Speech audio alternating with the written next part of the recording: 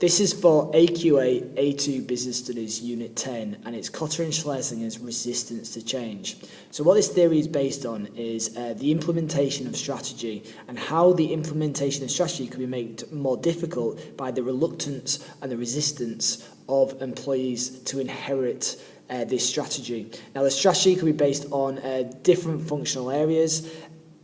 For example, it could be HR with different pay structures in place. Maybe it's redeployment, and employees might not want to carry out this change. It could be, the example that I'm going to use is more based on operations. It could be the change from a labour-intensive company to a capital-intensive company, and the implementation of new technology to boost the operational process of the company. Again, there could be reluctance to inherit this. There could be resistance. And I'm going to use that as the main example for the 4 different components of this theory. So the 4 different components: number 1 is self-interest.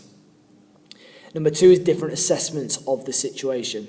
Number 3 is low tolerance for change and inertia, and misinformation and misunderstanding. So I'm going to show you just like a quick short video to kind of set the contextual scene, and then we're going to embed this case study or this scenario with the 4 different components and why there might be resistance to change. Could a robot learn to do what you do? Technology has been replacing some jobs for years, but ever smarter computers and robots are now posing a bigger threat. Meet Baxter, who can quickly learn simple repetitive tasks. Unlike previous industrial robots, he doesn't have to be locked away in a cage. Baxter can work alongside humans, though some could lose jobs to him. Research from Oxford University says many factory jobs are at high risk of automation. So based on that video, the first component that we're going to look at of the theory is self-interest. Now, self-interest is a powerful motivator. So as I put here, it arises from a perceived threat to job security, status and financial position. Why would you want to lose something you believe to be valuable? Individuals often place their own interests ahead of those of the organisation, particularly if they don't feel a strong loyalty to it. So you can imagine these robots, this AI technology that is coming in to the workplace. The first thing you're going to think as an employee is this robot going to take my job? You don't care about the company, you don't care how it will improve the operational processes and how it will improve efficiency. The first thing that you care about is yourself and your job security. And again, it relates to financial position, because if you are made redundant, if you are replaced by this robot, then your financial situation is going to decline. So the first resistance to change is, how is this change actually going to impact me individually? Now, the second resistance factor is different assessments of the situation.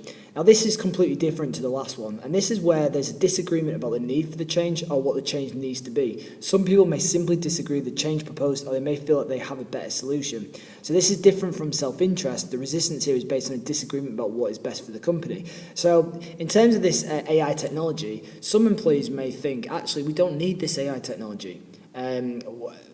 It could bring about problems in the future. It's not going to bring the solution. Maybe the problem cannot be solved by this technology, and maybe we need to think about other types of solutions. So they start to disagree with the management's decision to implement that change and that strategy.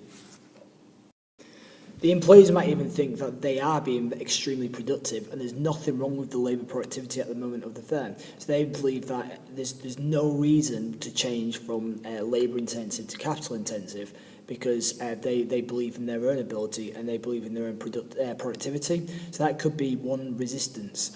Just simply they've got a different assessment to management. This one is quite similar to the last one, and this is misinformation and misunderstanding. Now, some of the reasons why they might have different assessments is because they don't actually have full understanding of what's going on, and they might not understand that actually this change might be absolutely crucial. Maybe they haven't got the full picture of the strategic, the reasoning behind the strategy, Maybe they're not aware of the threats that the business is facing. Maybe they're not aware that actually there's new competition coming into the market. Their main rival is also invested in this technology. Labour productivity is actually quite low at this moment in time, and they need to boost it. Efficiency is low. Maybe costs are too high. So they don't have the full insight, and they don't understand, and therefore, if they don't understand why there's a need for change, they're not going to want to change. So as I put here, people don't understand why change is needed, perhaps because they are misinformed about the real strategic position of the business. Perception may be widespread that there's no compelling reason for change, perhaps even an element of people fooling themselves that things are better than they really are.